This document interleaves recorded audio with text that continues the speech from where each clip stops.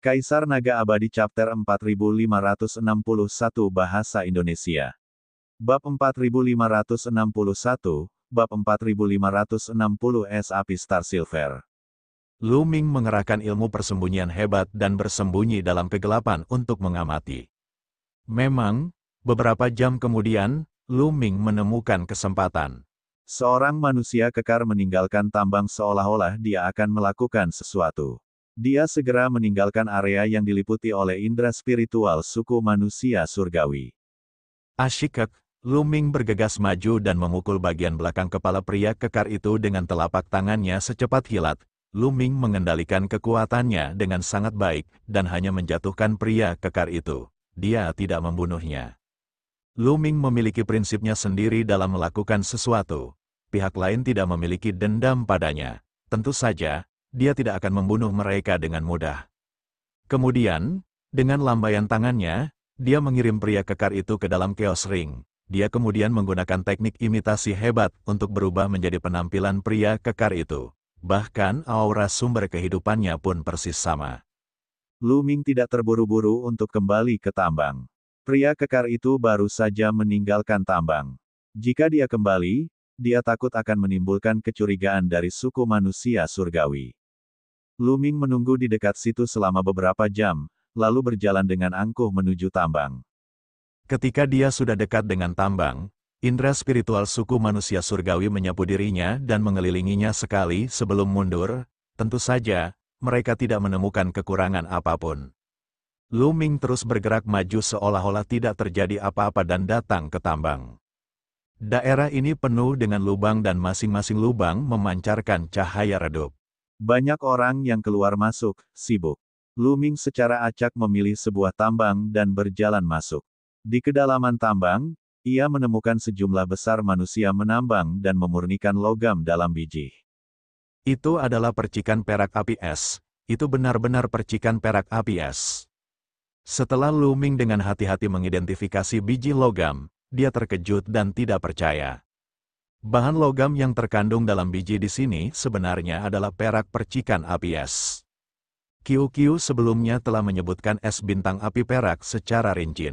Saat memurnikan senjata tingkat origin, jika ditambahkan percikan perak api es, tingkat keberhasilannya akan meningkat pesat.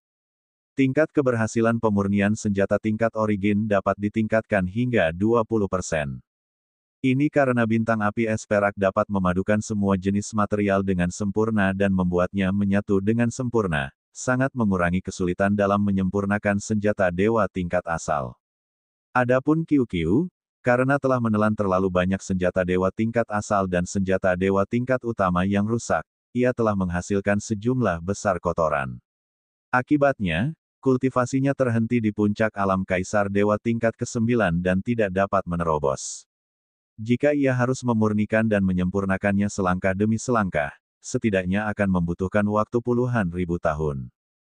Akan tetapi, jika dia memiliki cukup perak percikan api es, dia akan mampu memurnikan kotoran dan berevolusi lagi. Rasanya seperti dia telah menghabiskan sepatu besinya dalam pencarian yang panjang, hanya untuk menemukannya tanpa usaha apapun. Saya ingin makan, QQ sangat bersemangat dan terus mengirimkan suaranya ke Lu Ming. Jangan terburu-buru, jangan terburu-buru. Mari kita amati sejenak sebelum bertindak. Kata Lu Ming, QQ akhirnya tenang. Tidak, ini. Pada saat ini, Lu Ming tiba-tiba merasakan sakit yang tajam pada kulitnya, seolah-olah ia sedang dipotong oleh bilah pedang yang tak terhitung jumlahnya. Aduh, sakit sekali. Lu Ming, ada masalah dengan pencahayaan di sini. QQ mengikutinya dan berteriak. Tentu saja, mereka menggunakan jiwa mereka untuk berkomunikasi dan tidak mengeluarkan suara apapun. Ya, cahayanya di sini. Lu Ming juga menemukannya. Tambang itu dipenuhi cahaya redup. Cahaya ini menyinari tubuhnya dengan kekuatan serangan mengerikan yang ingin melenyapkannya. QQ, kau masuk ke dalam Chaos Ring dulu. Jantung Lu Ming berdebar kencang. QQ yang ada di pergelangan tangannya menghilang dan memasuki cincin kekacauan tanpa ada yang menyadarinya. Lu Ming mengedarkan energi terlarang dan menutupi seluruh tubuhnya. Dia merasa sedikit lebih baik.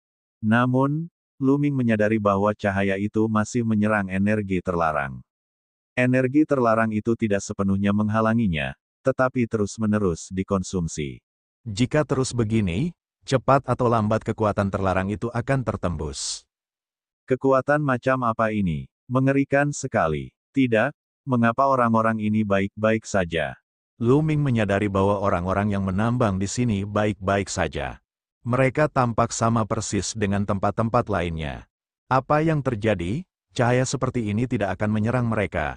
Pikiran Lu Ming sedang berpacu, tetapi dia tidak menunjukkannya di wajahnya. Dia pergi ke tambang lain dan menyadari bahwa situasinya sama. Semua tambang memiliki lampu ini. Cahayanya tidak menyilaukan, tetapi kekuatannya mengerikan. Hanya dalam waktu singkat, sepertiga energi tabu Lu Ming telah habis. Kecepatan ini sungguh menakjubkan. Ada perasaan bahwa sinar cahaya ini lebih mengerikan daripada kabut hitam yang telah menyerang tubuh Lu Ming. Kabut hitam tidak menghabiskan kekuatan terlarang dengan kecepatan yang begitu cepat. Apa yang kau lakukan? Jika kau berlama-lama di sini, kau akan dianggap tidak menghormati para dewa. Jika kau membuat marah para dewa dan mereka menjatuhkan hukuman surgawi, tidak akan ada yang bisa menyelamatkanmu. Pada saat ini, terdengar teriakan keras. Seorang pria kekar berjalan mendekat dan menatap Lu Ming dengan melotot. Dia memegang cambuk kulit di tangannya. Pria kekar ini juga seorang manusia, dan dia tampak seperti manajer tempat ini. Ya, Lu Ming menganggukkan kepalanya berulang kali dan berpura-pura pergi ke samping untuk bekerja. Setelah manajer itu pergi, sosok Lu Ming melintas dan dia pun meninggalkan tempat itu. Lu Ming meninggalkan gua tambang dan menghela napas panjang lega. Tidak ada cahaya di luar tambang. Ada cahaya yang menakutkan di tambang, tetapi orang-orang dari klan api baik-baik saja. Namun, Qiu dan aku diserang. Mungkinkah itu terkait dengan garis keturunan klan api? Banyak pikiran yang terlintas di benak Lu Ming. Ia mulai berspekulasi berdasarkan petunjuk yang dimilikinya. Meskipun klan api juga manusia, mereka memang lahir di daratan ini. Dari segi garis keturunan, mereka jelas berbeda dari Lu Ming. Mungkin karena garis keturunan klan api itulah ia kebal terhadap serangan cahaya itu. Adapun makhluk hidup lain yang masuk, mereka akan diserang oleh cahaya tersebut. Oleh karena itu, para penggarap suku manusia surgawi tidak masuk ke dalam, tetapi tetap berada di luar. Mungkin suku manusia surgawi berpura-pura menjadi dewa dan mengendalikan orang-orang di benua ini sehingga mereka bisa menambang untuk mereka. Itu tidak benar. Itu hanya penggalian biji. Tidak perlu bersusah payah. Kita bisa menggunakan kekuatan yang dahsyat untuk menghalangi mereka. Selain itu, mereka masih menyerap kekuatan iman. Lu Ming sedikit mengernyit. Lu Ming masih belum dapat memahami mengapa dia menyerap kekuatan keyakinan. Kita tinggalkan tempat ini dulu dan amati dalam kegelapan. Lu Ming merenung, lalu mengaktifkan teknik imitasi hebat dan berubah menjadi anggota klan api lain yang pernah dilihatnya di gua tambang sebelumnya. Dia melangkah keluar dengan angkuh. Kelihatannya tidak dilarang untuk keluar ke sini, tetapi saat mereka keluar, mereka akan diperiksa untuk melihat kalau ada orang yang diam-diam mengambil es bintang api perak itu. Lu Ming secara alami lulus pemeriksaan dengan mudah dan meninggalkan area tambang. Setelah meninggalkan area tambang, Lu Ming menggunakan jurus persembunyian yang hebat dan bersembunyi di kegelapan. Tujuan utamanya adalah mengamati 5 kultivator manusia surgawi. Dalam 2 hari pertama, tidak ada penemuan. Pada hari ketiga, dia akhirnya menemukan sesuatu.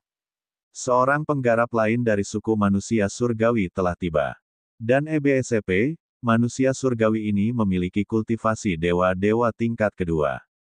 Ketika ia mendarat di gunung tertinggi, kelima pembudidaya manusia surgawi itu membungkuk hormat kepadanya.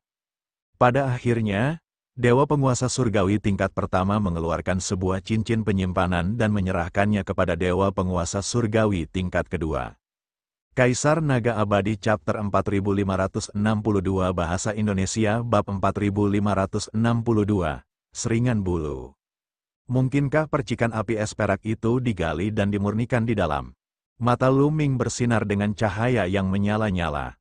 Ini sangat mungkin. Setelah beberapa hari pengamatan, Dia tahu bahwa es api percikan perak yang diekstraksi dari tambang setiap hari akan diserahkan kepada 5 pembudidaya suku manusia surgawi. Dan NBSP, dan sekarang, ahli guru surgawi tingkat kedua ini mungkin ada di sini untuk mengumpulkan perak percikan api es. Mungkin ada lebih dari satu tambang di benua ini, dan jelas ada lebih banyak pembangkit tenaga manusia surgawi daripada itu. Oleh karena itu, wajar saja jika orang-orang mengumpulkan perak percikan api es dari berbagai tambang. Dan EBSCP, Dewa Surgawi tingkat kedua mengambil cincin penyimpanan, memeriksanya, lalu mengangguk dan pergi. Lu Ming mengikuti mereka dengan tenang, percikan api es berwarna perak, dia tidak bisa melewatkannya. Lu Ming berencana untuk mengamati selama beberapa hari lagi sebelum mengambil tindakan. Dia akan membunuh 5 pembudidaya suku manusia surgawi dan merebut perak percikan api es dari mereka. Sekarang karena ada kemungkinan kalau percikan api es perak itu bisa diambil oleh Dewa Master tingkat kedua ini, Lu Ming tentu saja mengarahkan pandangannya pada orang ini. Setelah mengikuti mereka dalam jarak yang jauh dan melewati daerah terpencil, Lu Ming langsung bertindak. Lu Ming tidak membuang waktu. Dia segera menggunakan jurus penghancur langit dan berubah menjadi sinar cahaya yang menyilaukan, menusuk ke arah kultivator suku manusia surgawi. Mengingat kemampuan Lu Ming, jika dia melancarkan serangan tiba-tiba, pihak lain tidak akan bisa membalas sama sekali. Sudah terlambat ketika pembudidaya manusia surgawi menemukannya. Aduh, kultivator manusia surgawi itu tertusuk oleh cahaya tombak, tubuhnya meledak dan dia tewas di tempat. Lu Ming melambaikan tangannya dan meraih cincin penyimpanan orang itu. Kemudian, ia membakar mayat kultivator suku manusia surgawi itu menjadi abu. Tanpa meninggalkan jejak, ia kemudian meninggalkan tempat itu dalam sekejap. Ratusan ribu mil jauhnya, Lu Ming mengeluarkan cincin penyimpanan dan mulai mencari. Ada cincin penyimpanan lain di dalam cincin penyimpanan. Lu Ming dengan sabar membolak-baliknya satu persatu. Lu Ming melewatkan sisa barang-barang itu dan tidak menemukan apapun. Bintang api es perak. Akhirnya, Lu Ming menemukan percikan api es perak di salah satu cincin penyimpanan. Lu Ming punya pikiran dan sepotong logam seukuran buah lengkeng muncul di telapak tangannya. Warna logam itu sangat aneh. Ada 2 jenis cahaya yang terus mengalir di atasnya. Yang satu berwarna merah tua, sedangkan yang satu lagi berwarna biru tua. Kedua cahaya itu tampak menyatu tanpa ada kesan ketidakharmonisan. Di atasnya bahkan ada titik-titik cahaya yang bersinar seperti cahaya bintang. Itulah sebabnya ia disebut Ice Fire Star Silver. Potongan ini beratnya hanya sekitar 10 gram, perak percikan api es ini sangat ringan. Lu Ming mendesah, potongan perak percikan api es seukuran mata naga beratnya hanya sekitar 10 gram. Beratnya tidak lebih berat dari kapas. Jarang sekali melihat potongan yang ringan seperti itu di antara logam. Kalau emas itu berasal dari langit hitam, bongkahan seukuran lengkeng pasti lebih berat dari meteorit. Lu Ming melihatnya. Ada total 30 keping perak percikan api es di dalam cincin penyimpanan. Setiap keping beratnya sekitar 10 gram. 30 lembar, berat totalnya 300 gram. 300 gram bahkan tidak cukup untuk membuat senjata sihir tingkat asal. Membuat senjata sihir tingkat asal akan membutuhkan sekitar 500 gram. Adapun QQ, jika ingin menetralkan sepenuhnya kotoran dalam tubuhnya, ia membutuhkan 5 kilogram, yang jauh dari cukup. Saya ingin makan, QQ berteriak, dia sudah tidak sabar. Di sini, Lu Ming memberikan 30 keping perak percikan api es kepada QQ, yang ditelannya dalam satu tegukan. Kemudian, QQ menampakkan ekspresi puas dan berkata, enak sekali, benar-benar enak. Sayangnya, terlalu sedikit dan aku bahkan tidak bisa menetralkan kotorannya. Saya pikir ada lebih dari satu tambang. Mari kita pergi ke tempat lain dan melihat apakah ada tambang lainnya. Kata Lu Ming. Kemudian, dia menggunakan teknik imitasi hebat untuk berubah menjadi kultivator suku manusia surgawi master surgawi tingkat kedua dan terbang ke arah tertentu. Tentu saja, sebelum dia pergi, dia melepaskan pria kekar dari klan api yang telah dia masukkan ke dalam cincin kekacauan. Benua itu terlalu luas, dia terbang lebih dari sehari sebelum akhirnya menemukan ranjau. Benar-benar ada tambang. Aku penasaran apakah logam di tambang ini adalah perak percikan api es. Ayo kita pergi dan lihat. Lu Ming merenung dan melangkah dengan angkuh menuju puncak gunung tertinggi. Dia telah menemukan bahwa ada 5 orang penggarap suku manusia surgawi di gunung ini. 1 guru surgawi tingkat pertama dan 4 tetua kaisar surgawi tingkat 9 dari suku manusia surgawi. Lu Ming mendarat dan kelima pembudidaya suku manusia surgawi segera memberi hormat padanya. Serahkan hasil keuntunganmu selama kurun waktu ini kepadaku. Lu Ming berkata acuh tak acuh dengan nada memerintah. Mengapa Tuan datang untuk mengumpulkan perak percikan api es bulan ini?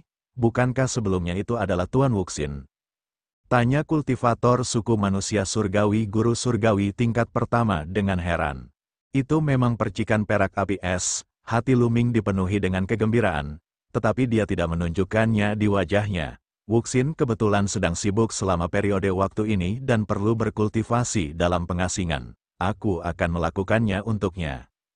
Namun, masih ada 3 hari sebelum batas waktu 1 bulan. Lord Yeling telah membuat aturan bahwa setiap tambang hanya dapat mengumpulkan Ice Fire Star Silver setelah 30 hari, tampaknya melanggar aturan bagi Lord Anda untuk datang ke sini untuk mengambilnya terlebih dahulu. Saya pikir saya harus bertanya kepada Lord Yeling terlebih dahulu. Kata dewa tingkat pertama, manusia surgawi. Kemudian, dia mengeluarkan jimat giok transmisi suara dan hendak mengirim transmisi suara. Dia tidak menduga bahwa, tuanmu, di depannya ini adalah orang lain yang menyamar. Dia hanya merasa bahwa itu melanggar aturan, dan dia takut dihukum. Itulah sebabnya dia bertanya kepada pengelola tanah ini yang sebenarnya, sambil berteriak pelindung surgawi. Kau benar-benar mencari kematian, Lu Ming mendesah dalam hatinya. Awalnya, orang-orang ini hanya akan menyerahkan perak percikan api es kepadanya, dan dia akan mundur tanpa bergerak, agar tidak memukul rumput dan membuat ular itu waspada, dan tidak akan mudah untuk mendapatkan perak percikan api es nanti. Akan tetapi, sekarang orang-orang ini hendak mengirim pesan kepada suku manusia surgawi, Lu Ming tidak punya pilihan selain mengambil tindakan.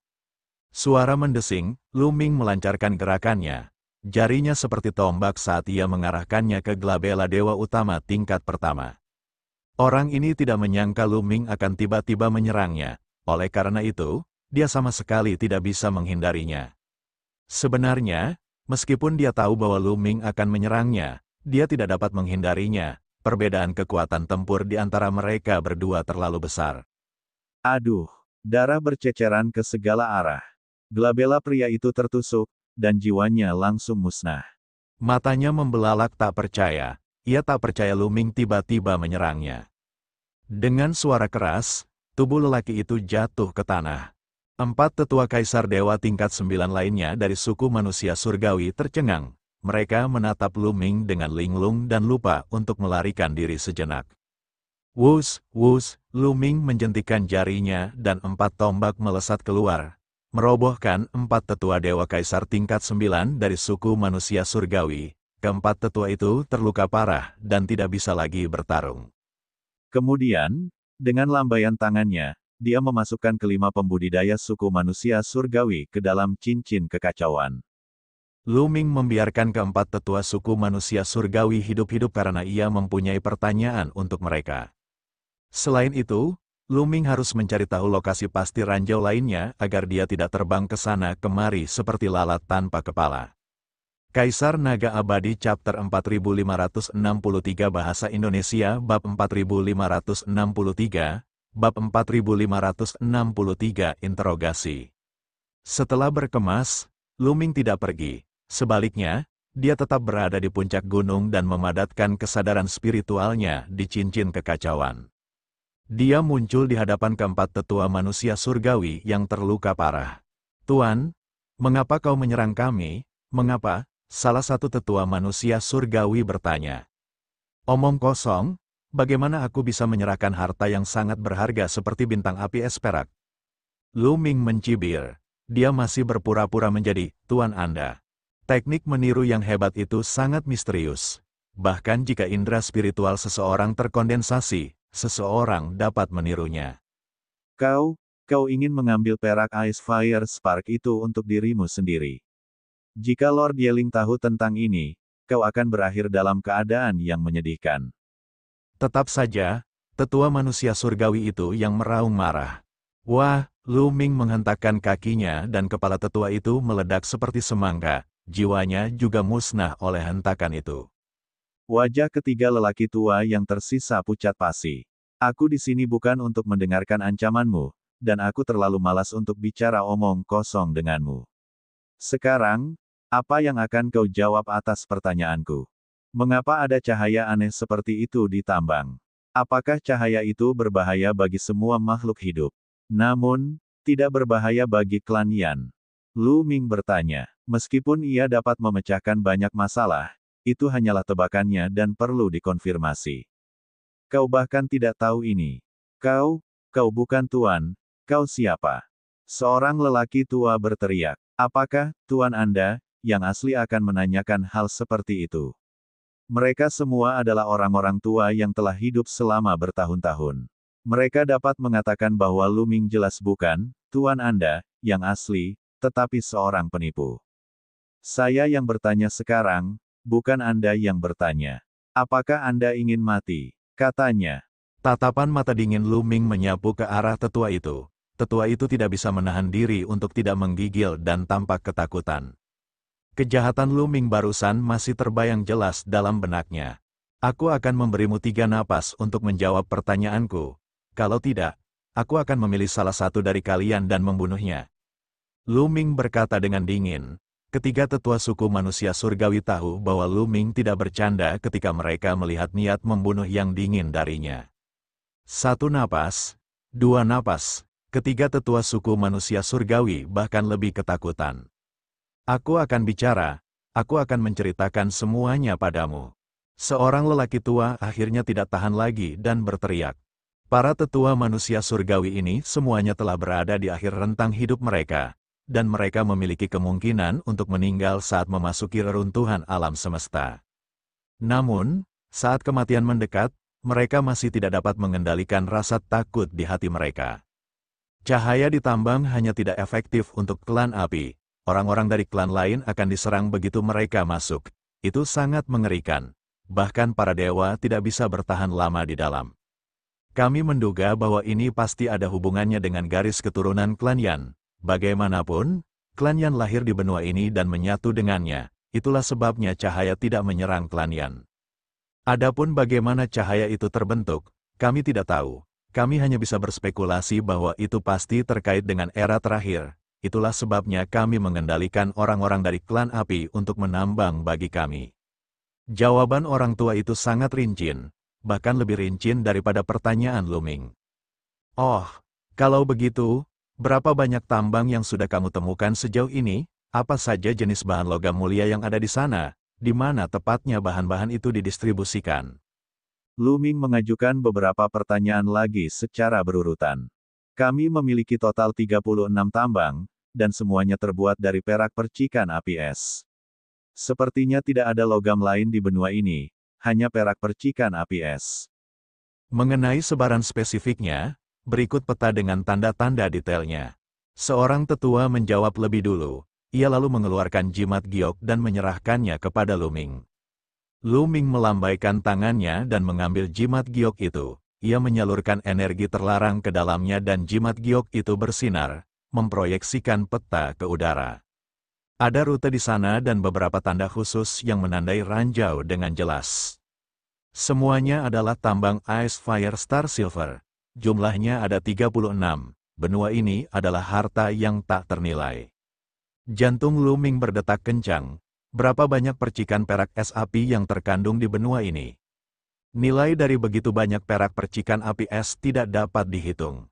Ice Fire Star Silver dapat meningkatkan tingkat keberhasilan pemurnian senjata surgawi tingkat asal. Material semacam itu bahkan lebih berharga daripada banyak material lain yang digunakan untuk memurnikan senjata surgawi tingkat asal. Yang membuat Lu Ming senang adalah bahwa 10 kati perak percikan api es yang dibutuhkan QQ bukan lagi harapan yang muluk-muluk. Berapa banyak kultivator kuat yang ada di benua ini? Berapa tingkat kultivasi yang terkuat? Lu Ming terus bertanya. Benua ini disebut benua langit bintang, dan merupakan inti dari wilayah langit bintang. Oleh karena itu, sebagian besar ahli di wilayah langit bintang berkumpul di sini. Jumlah mereka ratusan, dan yang terkuat adalah Dewa Pelindung Surgawi Yeling, seorang guru dewa tingkat ketujuh. Kata seorang lelaki tua, dewa-dewa tingkat ketujuh. Hati Lu Ming bergetar, dan EBSP, ini adalah dewa-dewa tingkat tinggi, jauh lebih kuat darinya. Jika mereka bertemu satu sama lain, dia mungkin akan terbunuh dalam satu gerakan. Tampaknya sudah tepat baginya untuk tetap bersikap rendah hati. Dia bukan tandingan bagi suku manusia surgawi dalam pertarungan langsung. Juga, untuk apa kamu menyerap kekuatan iman? Lu Ming mengajukan pertanyaan terbesar dalam hatinya. Kita tidak tahu detailnya, kita hanya tahu bahwa itu tampaknya terkait dengan gunung leluhur. Kata salah satu tetua manusia surgawi, gunung leluhur. Lu Ming mengerutkan kening. Sekte Samudra pernah mengatakan bahwa leluhur klan api telah berjalan keluar dari gunung leluhur. Gunung leluhur itulah yang melahirkan klan api. Sekarang, suku manusia surgawi menyerap kekuatan kepercayaan, dan itu terkait dengan gunung leluhur. Apa yang sebenarnya mereka rencanakan? Sayangnya para tetua manusia surgawi ini tidak tahu banyak. Lu Ming mengajukan beberapa pertanyaan lagi dan meninggalkan Chaos Ring. Adapun 3 tetua suku manusia surgawi, Lu Ming tidak membunuh mereka untuk saat ini. Dia bisa bertanya kepada mereka apakah dia memikirkan sesuatu. Lu Ming mengeluarkan cincin penyimpanan suku manusia surgawi dan memeriksanya satu persatu. Akhirnya, Lu Ming menemukan 27 keping es percikan api perak dalam sebuah cincin penyimpanan. Masing-masing dari 27 keping es api percikan perak lebih besar dari yang sebelumnya diperoleh Lu Ming. Berat tiap potong mencapai 15 gram. Sepertinya tambang ini lebih besar dan mengandung lebih banyak Ice Fire Star Silver. Bisa menghasilkan 15 gram sehari. Bagus sekali. Lu Ming tersenyum lalu memberikan 27 keping perak es api itu kepada QQ untuk dimakan. QQ menunjukkan ekspresi puas.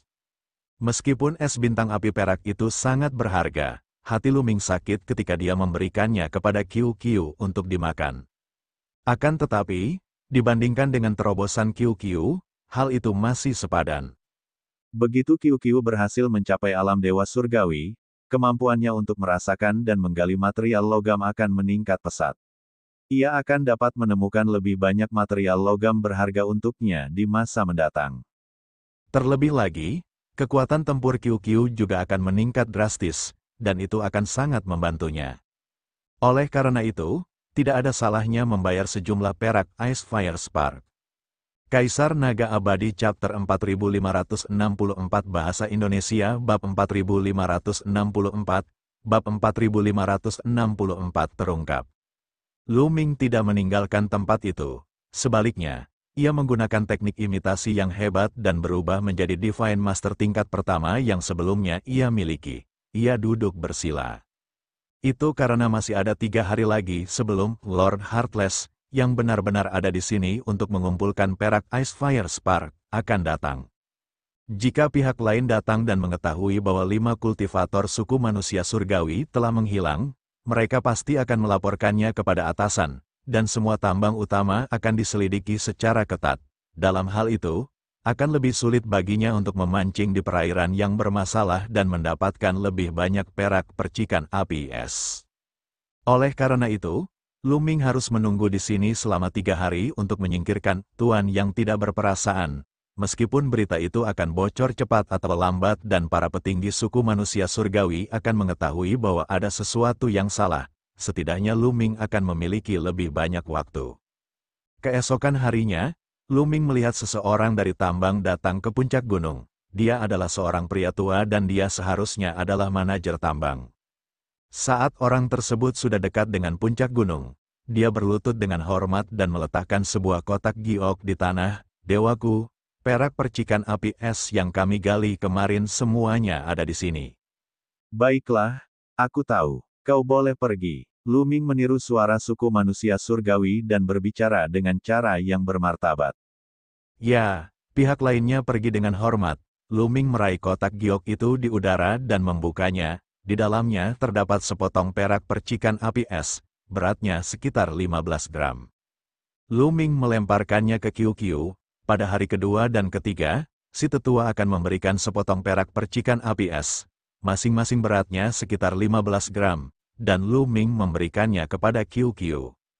Dengan cara ini, Qiu Qiu telah memakan total sekitar 750 gram perak percikan api es. Tetapi itu hanya 1,5 kati, masih ada jalan panjang sebelum bisa mencapai 10 kati. Pada hari ketiga, tidak lama setelah lelaki tua itu mengantarkan es api percikan perak, sebuah sosok muncul di langit. Dia adalah seorang pria setengah baya kekar dari suku manusia surgawi. Tak perlu dikatakan lagi, Lu Ming tahu bahwa orang ini adalah Tuan yang tidak berperasaan. Lord Wuxin mendarat di puncak gunung. Dia melirik Lu Ming dan mengerutkan kening. Ye Chudasan, kenapa kamu sendirian? Di mana yang lain? Tuan Wuxin, keempat orang lainnya ada urusan, mereka akan segera kembali. Kata Lu Ming, oh, jadi begitulah, berikan aku es dan percikan api perak yang kau miliki. Tuan Wuxin berkata, ya, Lu Ming berpura-pura mengambil perak percikan api es, tetapi sebenarnya dia berencana untuk bergerak. Namun, pada saat ini, Tuan Wuxin mengambil inisiatif untuk menyerang. Sebuah pedang muncul di tangannya dan dia menebas kepala Lu Ming. Dan NBSP, dia memiliki kultivasi dewa-dewa tingkat kedua, dan dia secepat kilat, kekuatannya sangat mengerikan. Kekuatan terlarang itu beredar dengan sendirinya, berkumpul di telapak tangannya, dan menyerang ke atas. Dengan suara berdenting, telapak tangan Lu Ming bertabrakan dengan pedang lawannya, menyebabkan ledakan hebat, telapak tangan Lu Ming mati rasa dan dia tidak bisa menahan diri untuk mundur beberapa langkah. Dia baru saja menyerang dengan tergesa-gesa dan tidak menggunakan banyak kekuatan. Terlebih lagi, pihak lain telah menggunakan senjata dewa tingkat utama, itulah sebabnya Lu Ming terpaksa mundur. Kau berhasil menahan salah satu seranganku tanpa terluka. Bagus sekali. Pantas saja kau begitu berani dan berani berpura-pura menjadi anggota suku manusia surgawi. Tuan Wuxin berkata dengan dingin, bagaimana kamu tahu aku penipu? Lu Ming bertanya. Teknik menirunya yang hebat harus sempurna. Kecuali seorang pendeta surgawi datang sendiri, tidak ada seorang pun yang dapat melihatnya. Karena aku sama sekali tidak berperasaan, Wuxin sedang ada urusan beberapa hari ini, jadi akulah yang mengumpulkan perak Ice Fire Spark, tetapi kamu memperlakukanku sebagai tidak berperasaan. Katakan padaku, apakah kamu palsu? Pihak lainnya mencibir. Lu Ming terdiam. Sebelumnya, dia dengan santai mengatakan bahwa Wuxin sedang ada urusan dan telah pergi menyendiri. Dia tidak menyangka hal itu akan menjadi kenyataan. Segalanya sungguh tidak dapat diprediksi. Bicaralah, siapakah kamu, metode apa yang kamu gunakan untuk menyamar sebagai seseorang dari suku manusia surgawi? Pihak lain berbicara dengan dingin. Auranya semakin kuat dan kuat, begitu pula niat membunuhnya. Bagaimana kalau aku tidak memberitahumu? Lu Ming berkata dengan acuh tak acuh. Hanya saja dia tidak menyangka pihak lain akan tiba-tiba bertindak. Kalau tidak, dengan kekuatan pihak lain, dia tidak akan menganggapnya serius. Jika kau tidak bicara, mati saja, matilah, teriak pihak lain dengan dingin. Auranya meledak dan pedangnya menebas ke arah kepala Lu Ming. Tatapan mata Lu Ming dingin. Telapak tangannya bersinar dan tampak berubah menjadi tombak panjang. Dia mengayunkannya. Kali ini, Lu Ming sudah siap, telapak tangannya mengandung kekuatan yang mengerikan. Dentang, suara logam beradu meletus. Setelah itu, tubuh lawan bergetar hebat dan dia terpaksa mundur. Dia memuntahkan seteguk darah. Orang ini telah terluka akibat serangan balik. Kamu, kekuatanmu. Pria itu membelalakan matanya saat menatap Lu Ming dengan kaget. Matanya dipenuhi dengan ketidakpercayaan. Dan EBSP, pada awalnya, dia mengira bahwa Lu Ming hanya seorang master surgawi tingkat pertama, dan bahwa dia dapat dengan mudah membunuhnya dengan kultivasi master surgawi tingkat kedua miliknya. Dia tidak menyangka Lu Ming tiba-tiba mengeluarkan kemampuan yang menggemparkan dunia dan jauh melampaui dirinya. Kau ingin membunuhku dengan kekuatanmu? Aku akan mengirimmu pergi. Lu Ming berkata dengan dingin. Tombak Dewa Perang muncul di telapak tangannya dan dia menusukkannya ke depan. Terlalu cepat, begitu cepatnya sehingga pihak lain tidak dapat menghindar meskipun ia ingin.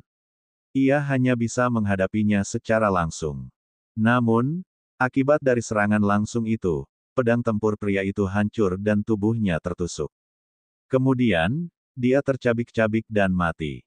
Dalam konfrontasi langsung, bahkan seorang guru surgawi tingkat ketiga akan dibunuh oleh Lu Ming dalam satu gerakan, apalagi seorang guru surgawi tingkat kedua dari suku manusia surgawi.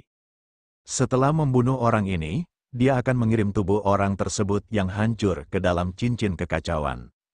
Keduanya saling bertukar beberapa jurus, yang menyebabkan guncangan hebat. Tambang yang tidak jauh dari sana juga ikut berguncang. Beberapa orang bergegas mendekat. Lu Ming melangkah ke udara dan berdiri di udara. Tubuhnya memancarkan aura yang kuat dan cahaya yang menyilaukan. Tekanan besar menyelimuti seluruh tambang. Ya dewa, itu dewa. Tuhan telah menampakkan diri. Salam, dewa. Orang-orang di tambang, serta beberapa manajer, berlutut dengan hormat dan bersujud di tanah. Mereka tidak berani menatap Lu Ming secara langsung. Jika mereka punya nyali, mereka akan mencuri pandang padanya. Mereka hanya melihat bahwa Lu Ming diselimuti cahaya surgawi yang tak berujung. Kekuatan surgawinya sangat luas dan tak terduga. Tidak perlu panik. Saya baru saja berkultivasi dan membuat keributan. Anda bisa kembali dan melanjutkan pekerjaan Anda. Suara agung Lu Ming menyebar ke seluruh tempat. Jadi begitulah adanya. Semua orang kini mengerti. Ternyata itu adalah goncangan yang disebabkan oleh kultivasi para dewa. Dewa tak terkalahkan, mohon berkati aku.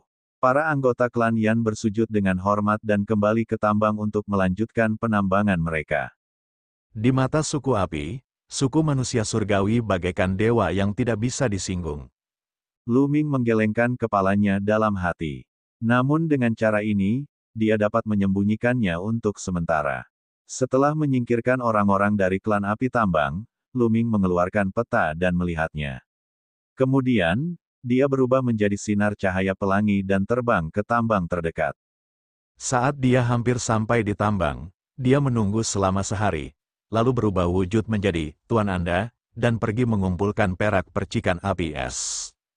Dia telah belajar dari 3 tetua manusia surgawi bahwa hari-hari untuk mengumpulkan perak percikan api es berbeda untuk setiap tambang.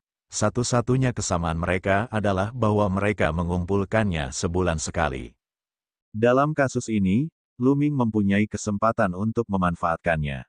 Misalnya, tambang ini dibangun sehari lebih lambat dari tambang sebelumnya. Oleh karena itu, Lu Ming menunggu sehari dan berubah menjadi Tuan, untuk mengumpulkan perak percikan api es. Kaisar Naga Abadi Chapter 4565 Bahasa Indonesia Bab 4565 banding 20 kati es api memicu perak. Terlebih lagi, Lu Ming mengetahui bahwa total ada 3 orang yang menerima perak percikan api es. Setiap orang bertanggung jawab atas 12 ranjau. Tuan Anda adalah salah satu dari mereka, begitu pula Tuan Wuxin.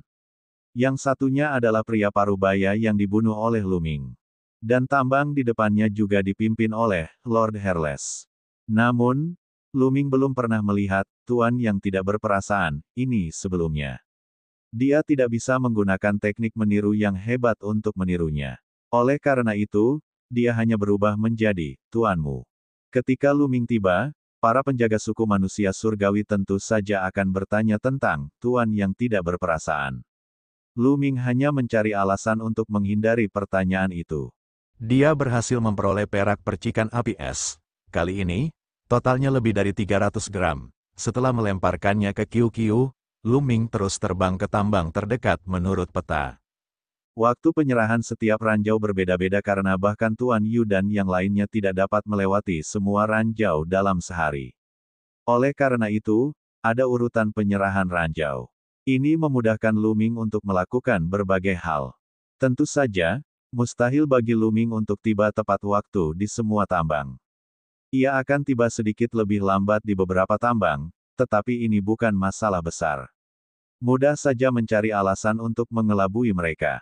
Pada akhirnya, Lu Ming menghabiskan lebih dari 10 hari dan pergi ke 36 tambang, mengumpulkan sekitar 20 kati perak percikan api es. Ini adalah keuntungan yang besar. Untuk membuat senjata dewa tingkat asal, seseorang hanya perlu menambahkan setengah kilogram perak percikan api es. 20 kati dapat digunakan untuk menempa 20 senjata dewa tingkat asal. Ini baru panen sebulan, dan mudah dibayangkan berapa banyak percikan perak api es yang telah dipanen suku manusia surgawi di sini. Kita harus tahu bahwa Icefire Star Silver tak ternilai harganya di alam semesta purba. Tentu saja, Icefire Star Silver bukan satu-satunya material yang dibutuhkan untuk menyempurnakan senjata dewa tingkat asal. Itu hanya digunakan sebagai bahan pencampur untuk berbagai material. Material utama lainnya dibutuhkan untuk menyempurnakan senjata dewa tingkat asal. Bahan-bahan utama lainnya juga sangat berharga. Akan sangat sulit untuk mengumpulkan semua bahan yang dibutuhkan untuk menempa 20 senjata surgawi tingkat asal. Akan tetapi, selama dia memiliki cukup perak percikan api es di tangannya, dia tidak perlu khawatir tentang hal itu. Hal ini khususnya berlaku bagi istana surga dan pasukan penghancur surga.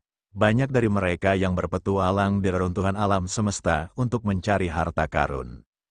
Setelah jangka waktu tertentu, dia akan dapat mengumpulkan cukup bahan untuk memurnikan senjata dewa tingkat asal. Selama dia memiliki cukup Icefire Star Silver, dia bisa mulai memurnikan senjata tingkat asal dengan tingkat keberhasilan 20%. Ini sangat penting bagi pasukan besar.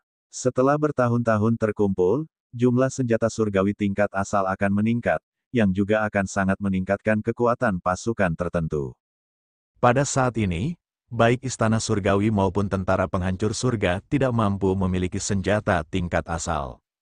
Memang, tidak semua ahli alam asal di istana surgawi memiliki senjata tingkat asal. Hal ini terutama berlaku bagi para ahli alam manusia non-surgawi. Banyak dari mereka hanya menggunakan senjata dewa tingkat master. Jika suku manusia surgawi memiliki perak bintang api es dalam jumlah besar, ada kemungkinan mereka dapat memiliki satu atau bahkan beberapa kepingnya. Kemudian, kekuatan tempur pasukan timbal balik istana surgawi akan sepenuhnya menghancurkan tentara penghancur surga. Lu Ming tentu saja memikirkan hal ini. Tidak, benua ini sangat penting. Aku harus menemukan cara untuk mendapatkannya. Mata Lu Ming berkedip. Namun, dia punya pertanyaan. Benua ini mengandung begitu banyak perak percikan api es, jadi kepentingannya tidak diragukan lagi. Itu jelas merupakan senjata yang dapat memengaruhi perang, tetapi itu akan memakan waktu lama. Dan EBSCP, ahli manusia surgawi yang paling berkuasa di tempat sepenting itu hanyalah seorang guru surgawi tingkat ke-7. Apakah kamu tidak takut tentara penghancur langit akan mengambilnya? Tidak akan terlalu berlebihan jika mengirim beberapa ahli alam asal untuk menjaga tempat itu. Hanya ada satu kemungkinan. Lu Ming sedang berpikir keras. Sangat mungkin bahwa penjaga surgawi Yeling ingin menyimpan semua perak percikan api es untuk dirinya sendiri, jadi dia memilih untuk menyembunyikannya. Para petinggi istana surgawi tidak tahu bahwa ada begitu banyak perak percikan api es di sini. Bagaimanapun, daerah ini baru saja dikembangkan oleh suku manusia surgawi. Jika memang begitu, aku mungkin bisa menemukan cara untuk menguasai daratan ini. Mata Lu Ming menyala-nyala karena gairah. Akan tetapi, Yeling Tianshu adalah dewa penguasa tingkat ke-7, dan dia bukanlah seseorang yang dapat ia hadapi. Dia harus membuat rencana jangka panjang. Jika tidak ada jalan lain, Lu Ming akan kembali dan menyampaikan berita itu kepada kereta terbang agar dapat menguasai daratan ini. Itu lebih baik daripada memberikannya ke istana surgawi. Sambil merenung, ia terbang menuju desa tempat sekte laut berada. Benar sekali. Lu Ming berencana untuk bersembunyi di desa tempat sekte samudera berada. Dia akan mengambil langkah selanjutnya setelah QQ berevolusi. Dia telah mengambil semua Icefire Star Silver dari 36 tambang. Dia percaya bahwa suku manusia surgawi, atau lebih tepatnya, pelindung surgawi yang berteriak, akan segera mengetahui bahwa ada sesuatu yang salah. Pada saat itu, daratan ini tidak akan damai. Akan lebih baik bersembunyi di desa pegunungan terpencil. Lu Ming meningkatkan kecepatannya hingga maksimum dan terbang dalam garis lurus. Beberapa hari kemudian, Lu Ming kembali ke desa tempat sekte laut berada dan muncul di halaman tempat dia dulu tinggal. Kakak Tianyun, kau kembali. Kupikir kau sudah pergi. Sekte Samudra gembira melihat Lu Ming. Lu Ming telah pergi selama lebih dari 20 hari. Dia pikir Lu Ming telah pergi tanpa pamit. Aku butuh beberapa bahan untuk menyembuhkan lukaku, jadi aku pergi mencarinya. Lu Ming tersenyum. Kakak Tianyun, lukamu hampir sembuh, kan? Kata Haizong. Ya, aku hampir selesai. Lu Ming mengangguk. Hebat sekali. Sekte lautan dipenuhi senyum, bahagia untuk Lu Ming. Dia sebenarnya seorang remaja yang berpikiran sederhana. Setelah mengobrol dengan Sekte Samudra sebentar, Lu Ming kembali ke kamarnya dan meletakkan kiu-kiu di tanah. Lu Ming telah memberi kiu-kiu 5 kg perak percikan api es. Menurut perkiraan kiu-kiu sendiri, 10 jin perak percikan api es sudah cukup. Langkah selanjutnya adalah menunggu kotoran dinetralkan dan berkembang. Terlebih lagi, menurut kiu-kiu, hal itu tidak akan memakan waktu lama.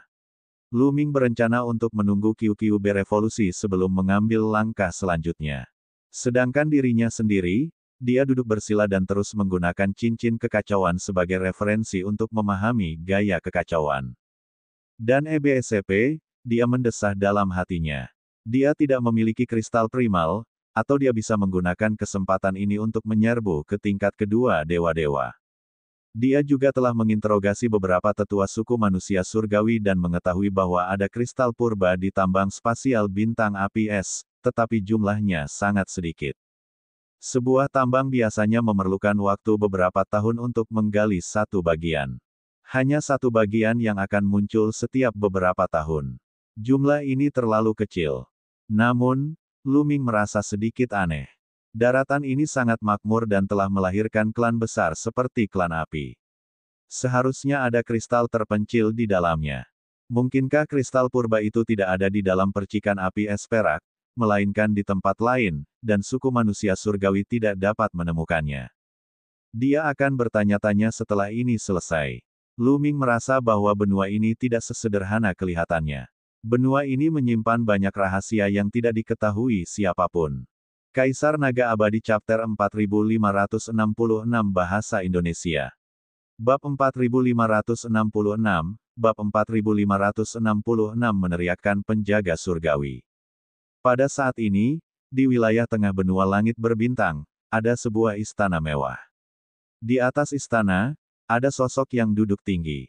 Dia dipenuhi dengan martabat, tetapi ekspresinya sangat suram. Orang ini meneriakkan Tianshu. Suasana di aula itu sangat tegang, dan para kultivator manusia surgawi lainnya bahkan tidak berani bernapas dengan keras. Siapa yang bisa memberitahuku apa yang terjadi? Mengapa kita belum mengumpulkan perak percikan api es bulan ini? Suara dingin Yeling Tianshu terdengar di aula. Di aula, yang lain menundukkan kepala, tidak berani berbicara.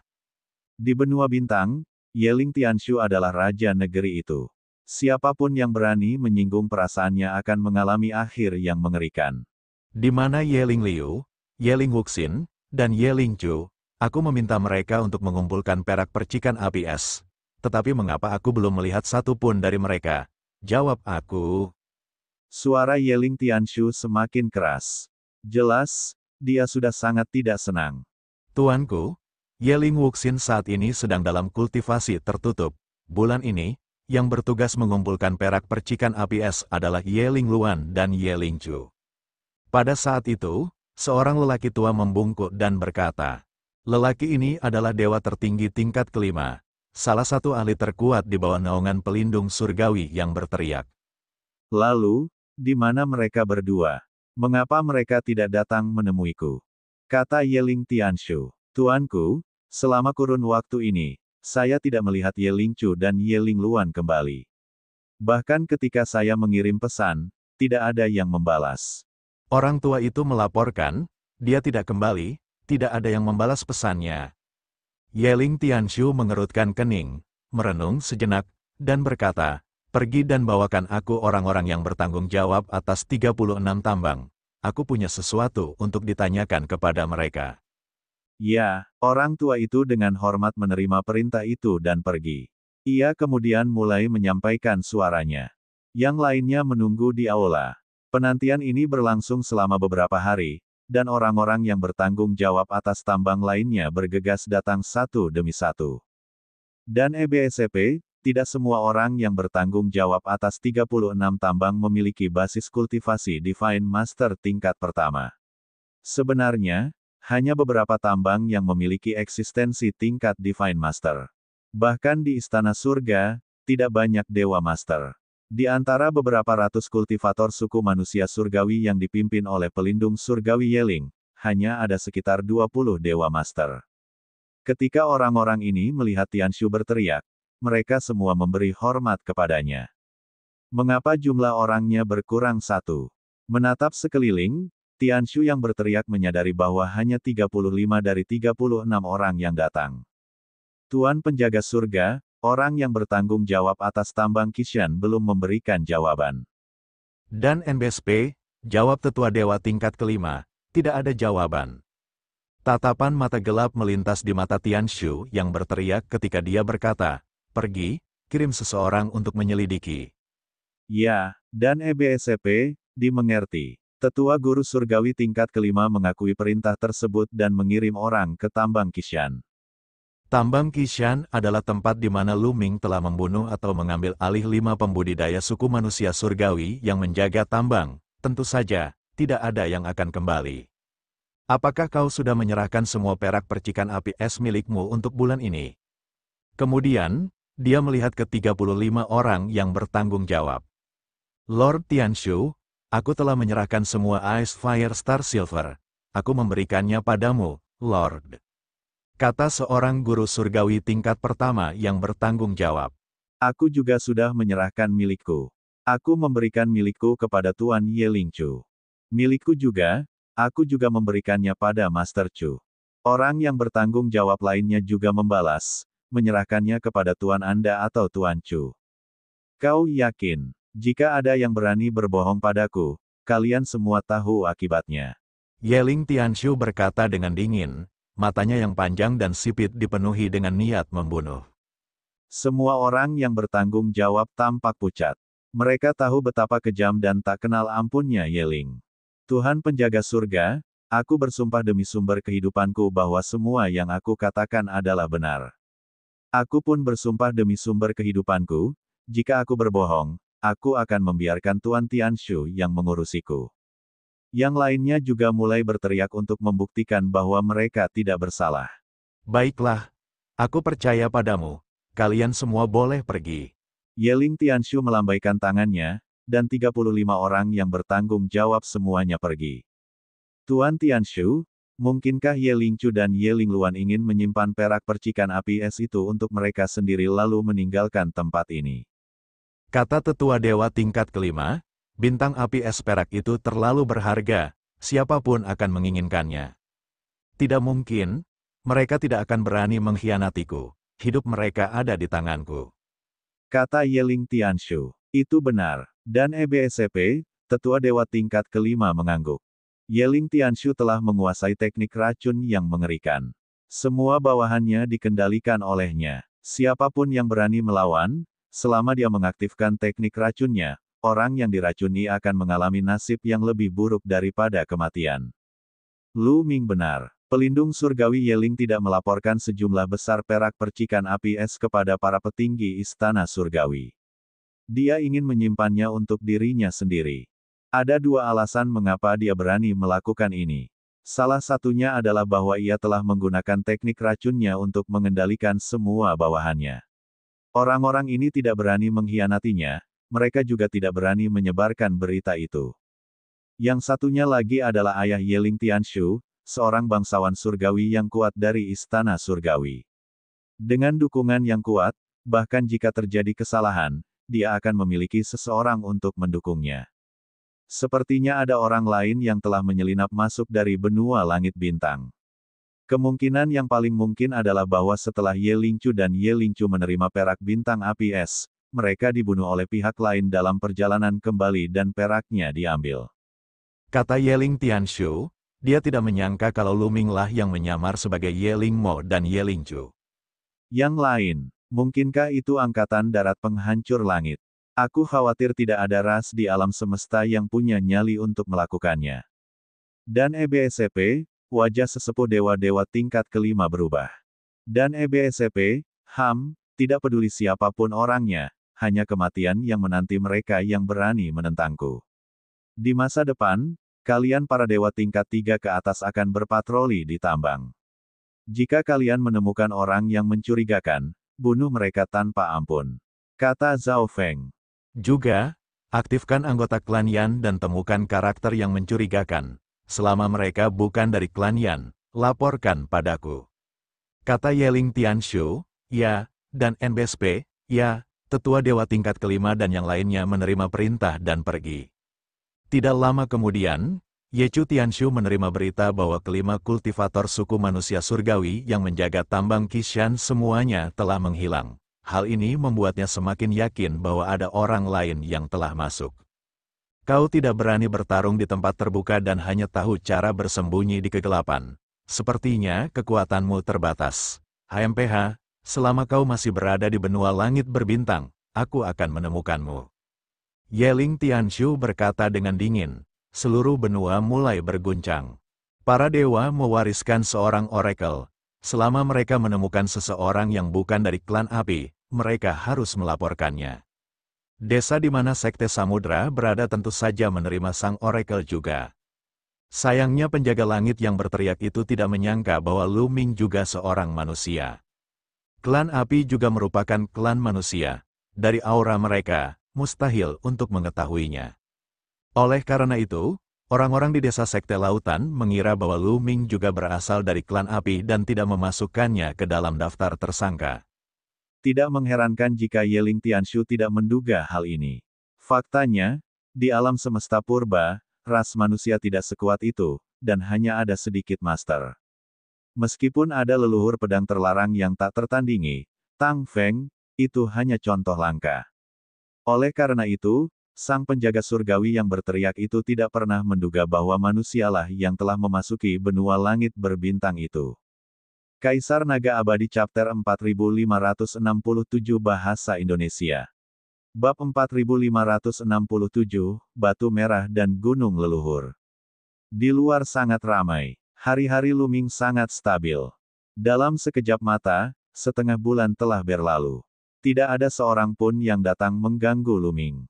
Dan Qiu juga berada di tengah-tengah evolusi yang berkelanjutan. Setelah setengah bulan, Lu Ming dapat dengan jelas merasakan bahwa Qiu berbeda. Ada cahaya misterius yang mengalir keluar dari tubuhnya yang bulat. Aura yang dipancarkannya juga semakin murni dan kuat. Lu Ming memperkirakan bahwa Qiu tidak jauh dari terobosan.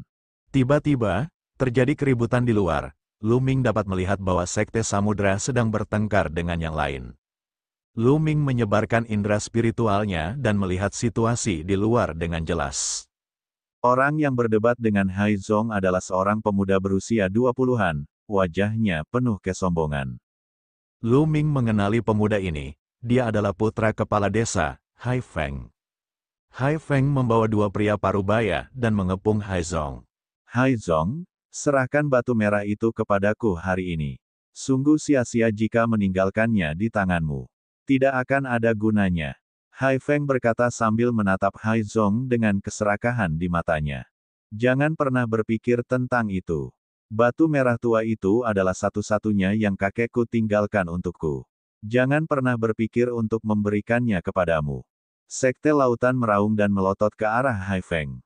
Hai Zong, jangan menolak bersulang hanya untuk minum kerugian. Kau tidak akan mendapat akhir yang baik karena menyinggung perasaanku. Hai Feng berteriak dingin. Tatapannya dingin.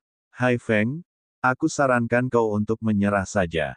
Jangan terus meminta batu merah itu padaku. Jika kau menginginkan batu merah itu, kau harus membunuhku. Tapi, percayalah padaku, aku telah menyembunyikan batu merah itu di tempat rahasia. Bahkan jika kau membunuhku, kau bisa melupakan keinginanmu untuk mendapatkannya. Sekte Samudra meraung. Anda, Hai Feng sangat marah. Tatapan matanya yang dingin menyapu tubuh Hai Zong. Dia benar-benar ingin membunuhnya, tetapi begitu dia berpikir tentang bagaimana dia tidak akan bisa mendapatkan batu merah itu, dia hanya bisa menekan niat membunuh di dalam hatinya. Namun, dia tidak punya tempat untuk melampiaskan kemarahannya. Ledakan. Hai Feng melancarkan gerakannya. Ia melayangkan pukulan ke arah Hai Zong, dan terdengar suara ledakan. Kekuatan pukulan itu cukup mengejutkan. Kultivasi Hai Feng jauh lebih kuat daripada Hai Zong. Ia telah mencapai puncak alam Kaisar Surgawi.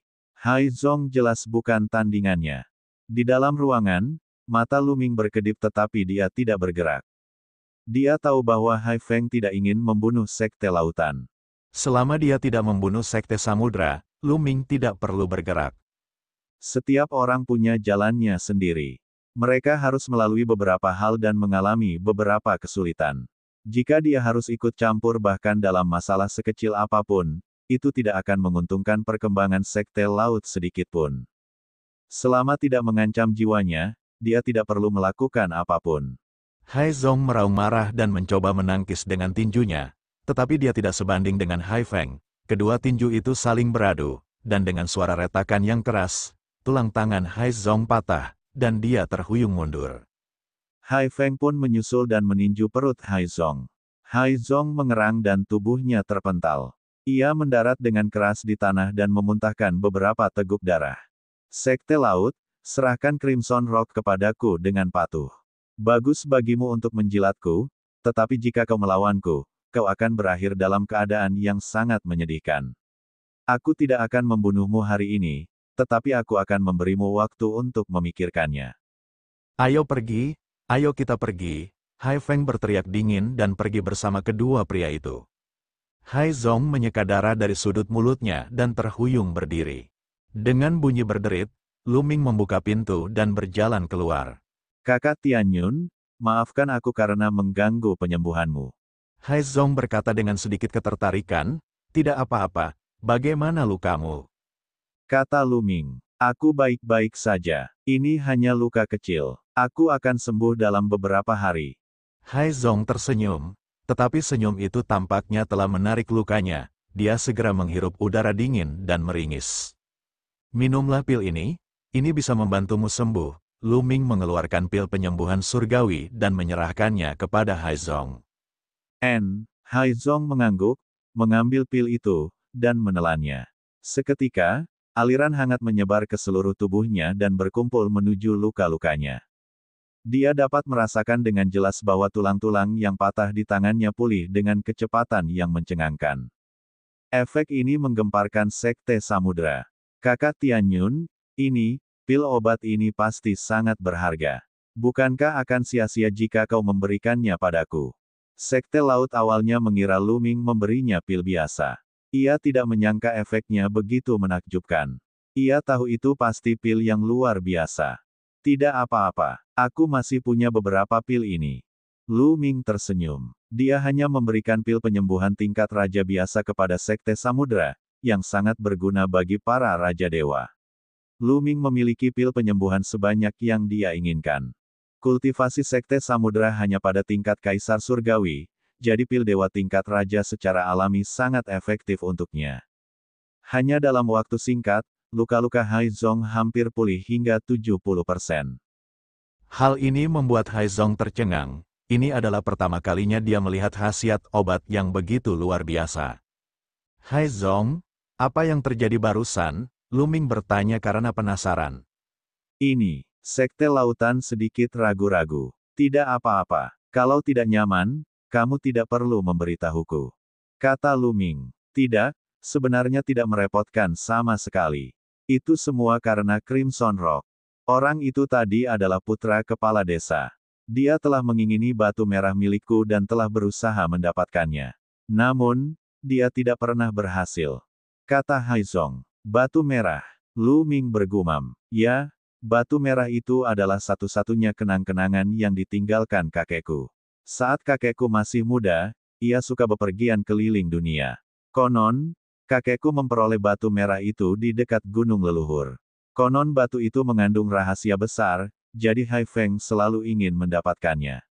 Inilah yang ditinggalkan kakek untukku. Hai Zong berkata, saat menyebut Hai Feng, dia menggertakkan giginya. Gunung leluhur, Lu Ming bergumam dan jantungnya bergetar. Sejak dia datang ke benua bintang, dia telah mendengar istilah gunung leluhur berkali-kali. Legenda mengatakan bahwa leluhur pertama klan api telah berjalan keluar dari gunung leluhur. Bahkan dikatakan bahwa klan api telah lahir dari gunung leluhur. Suku manusia surgawi tampaknya sedang mengumpulkan kekuatan iman untuk gunung leluhur. Rahasia apakah yang terkandung di gunung leluhur itu? Sepertinya aku harus melakukan perjalanan ke gunung leluhur. Lu Ming merenung dalam hatinya. Ini dia. Sambil berbicara dia mengeluarkan sebuah batu merah dari sakunya. Batu merah itu semerah darah. Ukurannya kira-kira sebesar kacang kapri dan tampak sangat biasa. Kau hanya akan menyembunyikan batu merah di dadamu. Lu Ming agak keluh. Dia benar-benar mengira bahwa Sekte Samudera telah menyembunyikan batu merah itu di suatu tempat rahasia. Tempat yang paling berbahaya juga merupakan tempat yang paling aman. Hai Feng tidak akan pernah menyangka bahwa batu merah itu ada padaku, jadi dia tidak pernah menggeledah tubuhku. Kata Hai Zong. Lu Ming tampak kagum. Sekte Samudera benar-benar orang bijak yang tampak bodoh. Bolehkah saya melihatnya? Kata Lu Ming. Sejujurnya, dia sangat penasaran dengan fakta bahwa batu merah itu berasal dari gunung leluhur. Tentu saja bisa. Sekte Lautan dengan murah hati memberikan batu merah itu kepada Lu Ming. Lu Ming memegang benda itu di tangannya dan mengamatinya dengan saksama.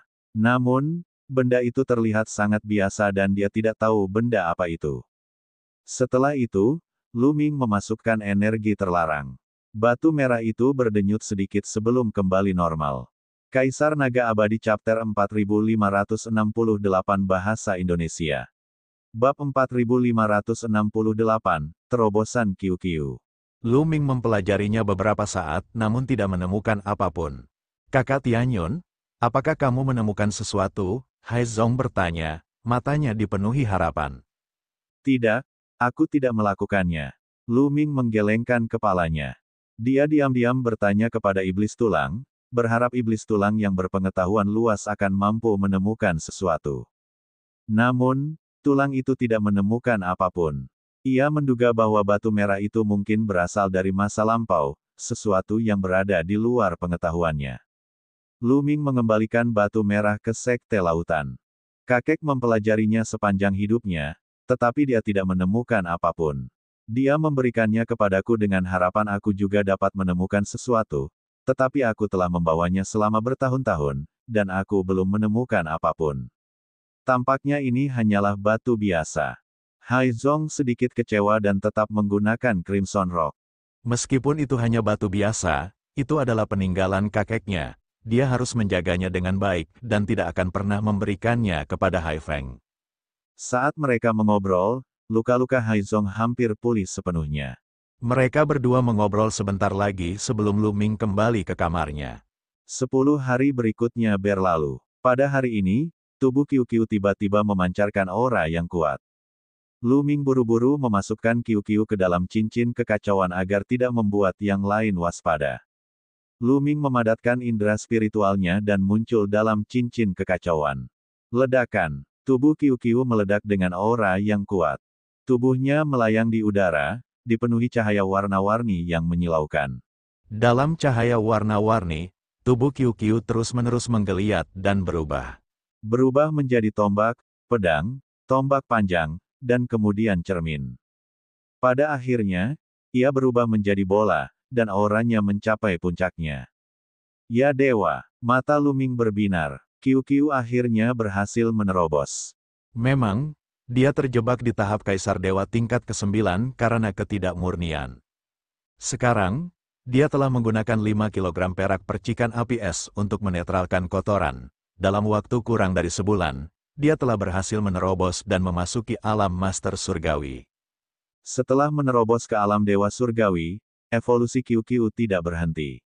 Aura yang kuat masih terpancar dari tubuhnya, seolah-olah tubuhnya mengandung energi tak terbatas. Orang ini masih terus berkembang dan membuat terobosan. Mata Lu Ming berbinar, dia mengerti bahwa Qiu-Qiu telah melahap sejumlah senjata dewa tingkat asal dan tingkat master yang rusak. Perlu diketahui bahwa itu adalah senjata suci tingkat asal. Bahkan jika rusak, esensi energi yang dikandungnya bukanlah hal yang kecil. Senjata tingkat asal setara dengan alam asal. Terlebih lagi, ada beberapa senjata dewa yang rusak. Begitu senjata-senjata itu disempurnakan, hasilnya akan sangat besar. QQ baru saja menerobos ke alam dewa surgawi, jadi wajar saja jika dia tidak akan berhenti begitu saja. Aura QQ masih terus meningkat. Master surgawi tingkat pertama awal, Master surgawi tingkat pertama menengah, Master surgawi tingkat pertama akhir, Master surgawi tingkat pertama puncak. Ledakan, setengah hari kemudian, aura QQ meroket lagi, mencapai alam baru. Dan EBSCP, Dewa Penguasa tingkat kedua. Orang ini, seperti apa bentuk fisiknya? Dia sangat tidak normal, dia melampauiku lagi. Lu Ming sungguh iri dan cemburu pada QQ. Orang lain berkultivasi dengan susah payah, tetapi kultivasi QQ akan melambung tinggi seperti roket asalkan memiliki senjata dewa tingkat tinggi atau logam tingkat tinggi untuk dikonsumsi. Ini sungguh tidak normal di antara yang tidak normal. Dulu, Lu Ming mengira QQ adalah anggota ras logam. Sekarang, sepertinya tidak ada jawaban untuk itu. Karena di dunia balap logam, belum pernah ada orang yang fisiknya seabnormal QQ. Meskipun ras logam juga merupakan satu dari 10 ras teratas yang memiliki bakat hebat dan dapat menyerap semua jenis logam untuk meningkatkan kultivasi mereka, mereka jelas tidak meningkat secepat QQ.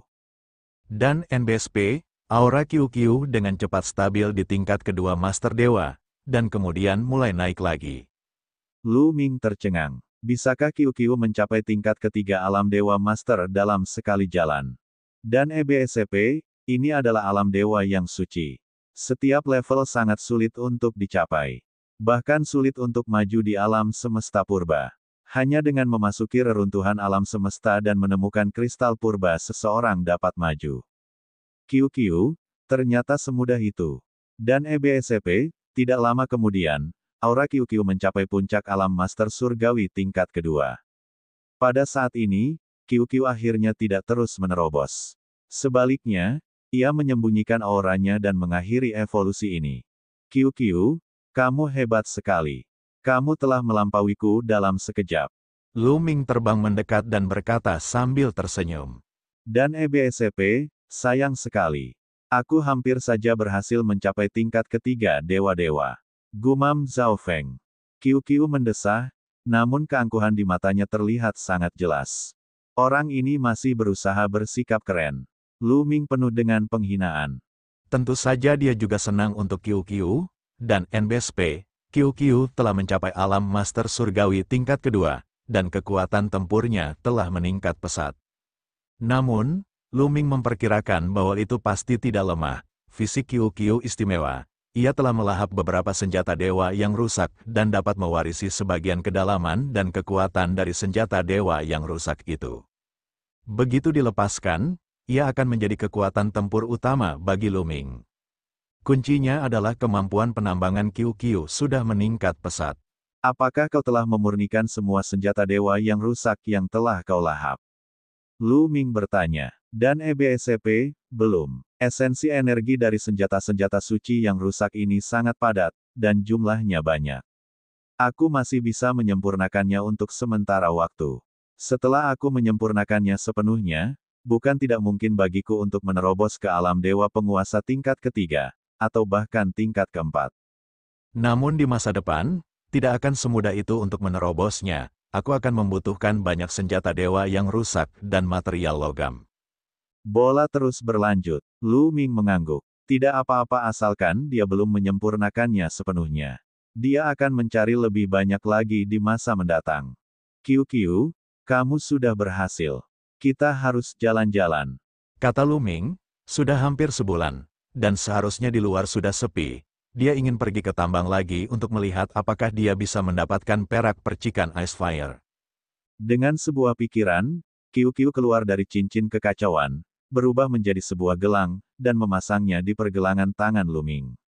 Setelah memberitahu Sekte Samudra, Lu Ming meninggalkan tempat itu tanpa ada yang menyadarinya.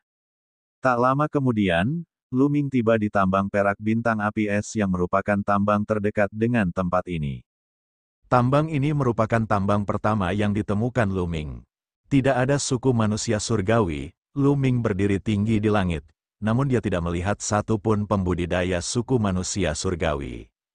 Tidak ada jejak suku manusia surgawi di gunung tertinggi pula. Lu Ming mengerahkan jurus persembunyian hebat untuk menyembunyikan auranya dan terus mengamati. Mereka di sini. Sekitar setengah hari kemudian, Lu Ming melihat seorang tetua manusia surgawi Kaisar Dewa tingkat 9 turun di puncak gunung. Tidak lama kemudian, seorang manajer tambang mengirimkan sebuah kotak giok. Setelah sesepuh Kaisar Dewa tingkat ke-9 menyimpan kotak giok, dia melangkah ke udara dan pergi. Lu Ming mengerutkan kening. Apakah suku manusia surgawi berencana untuk menerima mereka sekali sehari? Dia akan mengumpulkannya sekali sehari dan dia hanya akan mendapatkan sekitar 10 gram perak percikan api es dalam satu waktu. Bahkan jika Lu Ming berhasil mencegatnya, dia hanya akan mendapatkan sekitar 10 gram dan ada kemungkinan dia akan ketahuan. Ini pasti rencana suku manusia surgawi untuk mengawasinya. Kaisar Naga Abadi Chapter 4569 Bahasa Indonesia. Bab 4569, Urat Tambang, Gunung Tongsu. Dalam hal ini, Lu Ming tidak dapat mengambil tindakan karena itu tidak sepadan. Jika dia terbongkar dan dia dikepung oleh para ahli dari suku manusia surgawi, dia akan berada dalam masalah. Lu Ming mengamati sejenak lalu meninggalkan tempat itu, menuju tambang lain. Dia menemukan tambang lainnya serupa. Mereka juga mengumpulkannya sekali sehari dan pergi tanpa penundaan. Lu Ming pergi ke beberapa tambang berturut-turut dan semuanya sama. Lu Ming bahkan bisa merasakan beberapa aura kuat yang tersembunyi dalam kegelapan di sekitar tambang yang lebih besar. Salah satu aura membuat Lu Ming merasakan bahaya. Jika bukan karena indera spiritual Lu Ming yang tajam, dia tidak akan menyadarinya. Jelaslah bahwa suku manusia surgawi bersembunyi di kegelapan. Jika Lu Ming muncul, mereka akan menyerangnya. Akan tetapi, dapat dilihat bahwa suku manusia surgawi tidak memiliki cukup banyak orang. Jika tidak, mereka tidak akan hanya melakukan penyergapan di tambang-tambang yang lebih besar dan membiarkan tambang-tambang yang lebih kecil tidak tersentuh. Lu Ming mengamati sebentar, dia tidak mengambil tindakan, tetapi meninggalkan tempat itu. Lu Ming, kau harus membiarkanku mencoba. Aku mungkin bisa masuk ke tambang dan melahap perak percikan api es untuk memurnikannya. Pada saat ini, bola berkata, masuk ke tambang. Qiu, kau tahu tambang itu memiliki pancaran cahaya yang mengerikan. Jika orang yang bukan anggota klan api masuk, mereka akan diserang habis-habisan. Kekuatan terlarangku tidak akan sanggup menahannya, bukan? Kata Lu Ming. Kurasa kita bisa mencobanya. Setelah aku berhasil menembus alam dewa surgawi, kekuatanku meningkat pesat. Kau juga tahu. Saat Qiu berbicara, lapisan logam cair tiba-tiba mengalir di permukaan tubuhnya. Lapisan itu berkedip-kedip dengan cahaya bintang merah dan biru dan membungkus Qiu di dalamnya. Ini adalah bintang api es perak. Lu Ming sedikit terkejut. Benar sekali. Aku telah memakan 5 kg Ice Fire Spark Silver, dan itu dapat mengubah permukaan tubuhku menjadi karakteristik khusus Ice Fire Spark Silver. Ice Fire Spark Silver di sini terus-menerus diterangi oleh cahaya semacam itu. Jika aku menutupi tubuhku dengan Ice Fire Spark Silver, aku mungkin dapat menghalanginya. Bola terus berlanjut. Oke, mari kita pergi ke tambang pertama. Kamu bisa mencobanya. Dengan itu, Lu Ming membawa Qiu dan kembali ke tambang yang paling dekat dengan desa Haizon. Tidak ada penjaga suku manusia surgawi di sini. Lu Ming memasuki tambang tanpa suara. Di sudut yang kosong, Qiu mulai bergerak. Ia terbang keluar dan membuka mulutnya lebar-lebar untuk menggigit. Dengan sangat cepat, ia menggali sebuah gua dan memasukinya. Sesaat kemudian, Qiu terbang lagi. Qiu, apa kabar? Lu Ming bertanya. Tidak masalah. Permukaan tubuhku telah berubah menjadi percikan perak es api, yang dapat memblokir sebagian besar kekuatan penghancur cahaya itu. Meskipun masih ada jejak kekuatan penghancur yang menimpaku, itu sudah cukup bagiku untuk tinggal di tambang selama 10 atau setengah hari. Qiu berkata dengan puas. Lu Ming sangat gembira. Dengan cara ini, Qiu dapat terus memurnikan sejumlah besar perak percikan api es. Lu Ming dapat memperoleh sejumlah besar perak percikan api es bahkan jika dia tidak berhadapan langsung dengan suku manusia surgawi. Itu hebat. Qiu, kamu bisa menggali di sini. Aku akan menunggumu di desa. Jika ada sesuatu, kirimi aku pesan. Kata Lu Ming. Baiklah, tidak masalah. Tunggu saja sampai aku menghabiskan semua perak Ice Fire Spark di benua ini, haha. Qiu sangat senang dengan dirinya sendiri saat ia terus menggali ke dalam tambang dan menghilang. Lu Ming kembali ke desa tempat Sekte Laut berada. Lu Ming tidak khawatir tentang keselamatan Qiu. Qiu dapat menghalangi cahaya dan bergerak bebas di dalam biji. Bahkan jika ia bertemu dengan ahli Divine Master tingkat 7 dari suku manusia surgawi, ia dapat mundur dengan aman. Jika mereka tidak bisa menang, mereka tinggal mengebor biji besi itu. Suku manusia surgawi tidak berani memasuki biji besi itu. Setelah kembali ke halaman Sekte Laut, Lu Ming terus mempelajari gaya kehancuran dan formula karakter pertempuran. Dia berencana untuk menunggu Qiu menggali cukup banyak perak percikan api es sebelum dia mengambil langkah selanjutnya. Selain itu, sebidang tanah ini pasti mengandung kristal purba. Hanya saja mereka belum menemukannya. Mungkin Qiu bisa menemukannya, dan itu akan sangat bagus. Dalam sekejap mata, setengah bulan berlalu, dan Qiu kembali. Ia memuntahkan 5 kilogram perak percikan api es dari mulutnya. Kecepatan ini sudah berkali-kali lebih cepat daripada kecepatan menambang klan api. Namun, ekspresi Qiu tidak terlihat baik. Ia berkata ketika melihat Lu Ming, aku menyadari bahwa tidak banyak lagi perak bintang api es yang tersisa di tambang itu. Setelah ditambang oleh suku manusia surgawi selama bertahun-tahun, perak itu hampir habis. Aku akan memeriksa tambang lainnya lain kali. Baiklah, Qiu, hati-hati, Lu Ming mengangguk. Jangan khawatir, aku pergi. Setelah berkata demikian, Qiu berbalik dan pergi. Dengan standar desa ini, datang dan perginya Qiu tentu tidak akan diketahui oleh siapapun. Begitu saja, Lu Ming tinggal di desa itu selama 3 bulan lagi. Dalam 3 bulan terakhir, Qiu telah pergi ke berbagai tambang dan membawa kembali lebih dari 20 kati perak percikan api es untuk Lu Ming. Rekannya Qiu memberitahunya bahwa tambang lainnya juga sama. Tambang-tambang itu hampir habis, dan tidak banyak perak yang bisa digali. Tampaknya suku manusia surgawi telah menggali hampir semua Ice Fire Star Silver. Aku ingin tahu berapa banyak Ice Fire Star Silver yang mereka miliki. Aku berencana untuk menduduki benua ini nanti, tetapi tampaknya itu tidak perlu. Selama aku bisa mendapatkan Ice Fire Star Silver dari suku manusia surgawi.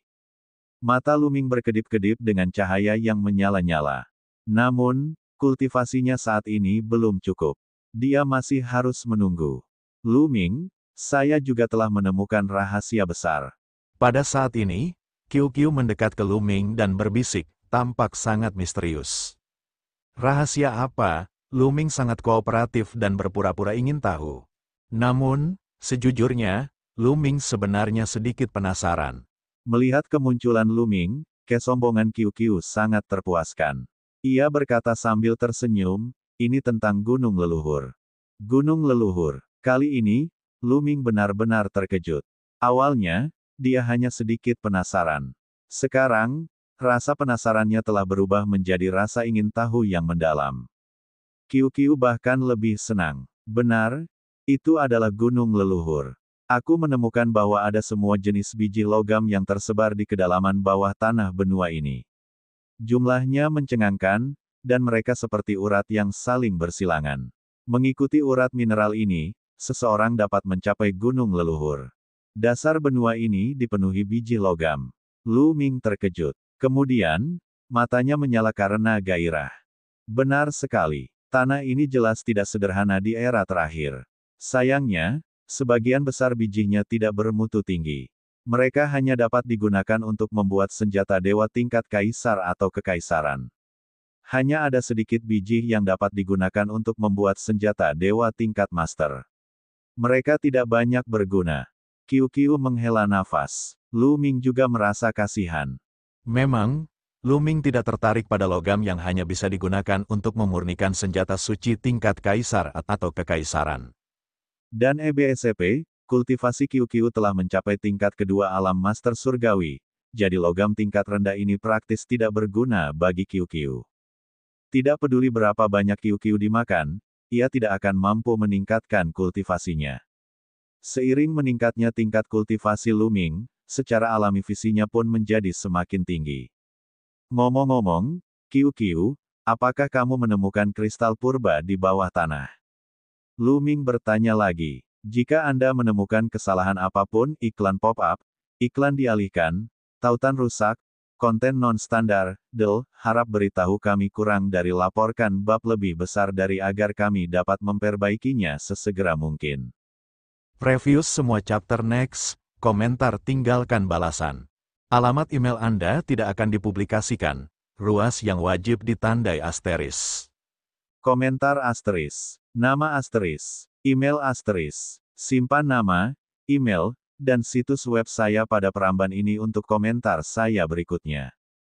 Hak cipta copyright NOVELRINGAN, COM, all RIGHTS reserve, terms and condition privacy policy kontak. Novel ringan baca light novel bahasa Indonesia. Kaisar Naga Abadi Chapter 4570 Bahasa Indonesia. By Batara tanggal 25 Mei tahun 2025 Lea VA Komen. Preview semua chapter next, A plus A light mode, of perbaikan kata. Bab 4570, garis hidup gunung leluhur. Dibandingkan dengan berbagai bahan logam mulia, Luming lebih memperhatikan kristal purba. Kristal purba dapat langsung diubah menjadi kekuatan dan meningkatkan kultivasi. Tidak ada harta yang sepraktis kristal purba. Tidak, aku tidak melakukannya. QQ menggelengkan kepalanya. Ia tidak begitu antusias dengan kristal primal itu. Luming sedikit kecewa. Ngomong-ngomong, apa katamu rahasia gunung leluhur? Luming akhirnya teringat pada gunung leluhur. Saya mengikuti tambang logam dan tiba di pinggiran gunung leluhur. Saya menemukan suku manusia surgawi. Suku manusia surgawi tampaknya mencoba menghancurkan sesuatu dan memasuki gunung leluhur. Bola terus berlanjut. Menghancurkan apa? Maksudmu suku manusia surgawi belum memasuki gunung leluhur? Luming bertanya. Tidak, ada penghalang kuat di sekitar gunung leluhur, dan sulit untuk masuk. Bahkan jika ada tambang logam di bawah tanah, aku tidak bisa masuk melaluinya. Bola terus berlanjut. Ini di luar dugaan Luming. Luming mengira bahwa suku manusia surgawi telah memasuki gunung leluhur. Ternyata suku manusia surgawi masih berkeliaran di luar gunung leluhur. Ayo, QQ, ayo pergi dan lihat, kata Luming. Setelah itu, Luming membawa QQ dan terbang di udara menuju gunung leluhur. Gunung leluhur berada di pusat benua. Luming telah berubah menjadi manusia surgawi dan terbang dengan kecepatan penuh. Dia tiba di gunung dalam waktu singkat. Gunung leluhur ada di depan, QQ menunjuk ke depan dan berkata. Luming melihat ke depan. Ada awan dan kabut di depannya. Dia samar-samar bisa melihat gunung besar menjulang dari tanah. Gunung itu sangat megah dan energinya setinggi puluhan ribu kaki. Sejujurnya, puncak gunung setinggi 100.000 kaki itu tidak menonjol di benua ini. Bidang tanah ini dipenuhi puncak-puncak yang tingginya puluhan ribu kaki. Ini di luar dugaan Luming, ia mengira bahwa gunung leluhur itu akan menjadi gunung yang paling agung dan tertinggi di benua ini. Pada akhirnya, gunung itu tidak menonjol di antara gunung-gunung di benua ini dan tampak biasa saja. Namun, awan semacam itu sangat aneh. Awan itu dapat menghalangi penglihatan Luming, menyebabkannya tidak dapat melihat seluruh gunung leluhur dengan jelas. Ia hanya dapat melihat garis besarnya. Suku manusia surgawi sudah dekat. Kalau kita mendekat lagi, kita akan ketahuan. Luming, aku akan membawamu melewati urat nadi tambang. Bola terus berlanjut. Baiklah. Luming mengangguk. Tubuh QQ bagaikan logam cair, menggeliat di tubuh Luming dan berubah menjadi baju besi yang menutupi seluruh tubuh Luming. Setelah itu, Luming memilih sebuah tempat dan menggali lubang di tanah. Di bawahnya terdapat tambang logam biasa. QQ membawa Luming dan bergabung ke dalam tambang logam tersebut. Urat biji logam di sini juga mengandung cahaya yang menakutkan itu. Namun, sebagian besarnya diblokir oleh QQ. Hanya sedikit yang bisa menembusnya dan Lu Ming memblokirnya dengan mudah dengan energi tabu. Menurut Qiu Qiu, semua urat tambang bawah tanah di benua ini memiliki cahaya yang mengerikan itu. Tidak diketahui bagaimana cahaya itu dihasilkan. Qiu Qiu menuntun Lu Ming menyusuri jalur tambang. Setelah bergerak maju beberapa lama, mereka menuju ke atas. Di tempat-tempat yang tidak memiliki biji, Qiu Qiu membuka mulutnya lebar-lebar dan menggerogoti batu-batu dan sejenisnya. Diam-diam menggali lubang dan semuanya muncul ke permukaan. Posisi Qiu Qiu sangat bagus dan tersembunyi dengan baik. Itu di sana, begitu Lu Ming keluar, dia merasakan banyak aura di suatu tempat, beberapa di antaranya sangat kuat, yang membuat Lu Ming khawatir. Lu Ming menggunakan teknik bersembunyi yang hebat dan menyembunyikan auranya secara ekstrim. Dia bersembunyi di sebuah batu besar dan melihat ke arah itu. Seperti yang diduga, ada banyak pembudidaya manusia surgawi di arah itu. Sekilas, sedikitnya ada puluhan orang, di belakang puluhan orang itu, ada puluhan patung besar. Patung itu, mata Lu Ming berkedip dan jantungnya bergetar. Dan EBSCP, dia dapat merasakan kekuatan iman yang kuat dari patung itu. Kekuatan iman hampir penuh lagi. Kali ini, aku harus memutuskan tali penyelamat ini sekaligus. Salah satu pembudidaya suku manusia surgawi berkata dengan nada bermartabat. Lu Ming dapat merasakan bahaya yang paling kuat dari orang ini. Lord Sky Guardian, jangan khawatir. Kekuatan iman klan api dapat menahan garis hidup gunung leluhur mereka. Setelah bertahun-tahun, celah telah tercipta di garis hidup pertama. Kali ini, kita pasti akan dapat menembus celah ini sekaligus. Kata salah satu tetua manusia surgawi. Tuan Pelindung Langit, sepertinya pria ini adalah penguasa suku manusia surgawi di benua ini, Pelindung Langit Yeling. Hati Lu Ming tergerak, lalu, tatapan Lu Ming beralih ke depan. Mereka sudah berada di kaki gunung leluhur.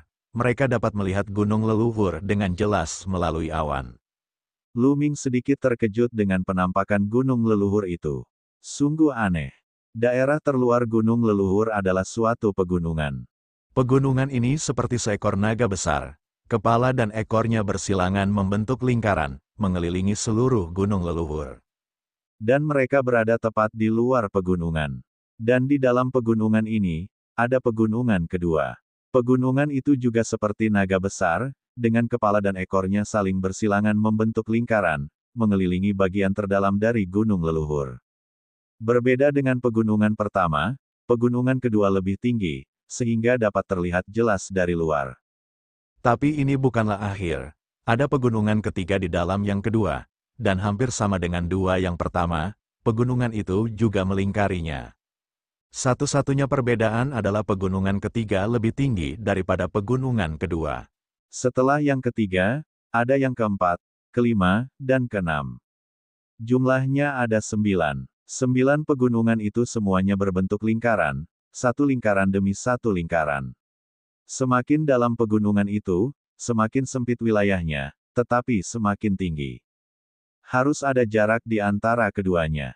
Tepat di tengah-tengah jajaran gunung ke-9 terdapat sebuah puncak gunung yang menembus langit bagaikan pedang tajam. Itu adalah puncak tertinggi dari semuanya. 9 pegunungan berbentuk cincin dan puncak gunung di tengahnya membentuk gunung leluhur yang lengkap. Ini adalah pertama kalinya Lu Ming melihat pemandangan seperti itu. Dia tidak bisa menahan perasaan sedikit terkejut. Ini adalah situasi kehidupan. Suara Bon bergema di benaknya. Sebuah garis hidup. Ini adalah pertama kalinya Lu Ming mendengarnya. Benar sekali. 9 pegunungan berbentuk cincin yang Anda lihat adalah jalur kehidupan. Kalau saya tidak salah, 9 jalur kehidupan ini mungkin terhubung dengan klan Yan. Itu karena leluhur klan Yan pergi dari sini. Selain itu, garis kehidupan memiliki fungsi penyegelan dan pertahanan yang sangat kuat. Tidak hanya tidak dapat terbang di area yang dicakup oleh garis kehidupan, tetapi juga dapat mencegah makhluk hidup lain masuk. Bon menjelaskan. Lu Ming tiba-tiba tersadar. Tidak heran anggota suku manusia surgawi tidak terbang langsung ke sini. Ternyata mereka tidak bisa terbang ke sini. Jika dia ingin masuk jauh ke Gunung Suci, dia hanya bisa masuk selangkah demi selangkah. Jika suku manusia surgawi ingin memasuki Gunung Suci, mereka harus memutus jalur kehidupan mereka. Namun, jalur kehidupan mereka terhubung dengan nasib klan api. Memutus jalur kehidupan mereka akan menyebabkan kerusakan besar pada klan api. Kata Bond, itu akan membawa kerugian besar bagi klan Yan. Jangan bilang itu akan secara langsung menyebabkan kematian anggota klan Yan. Lu Ming bertanya dengan kaget.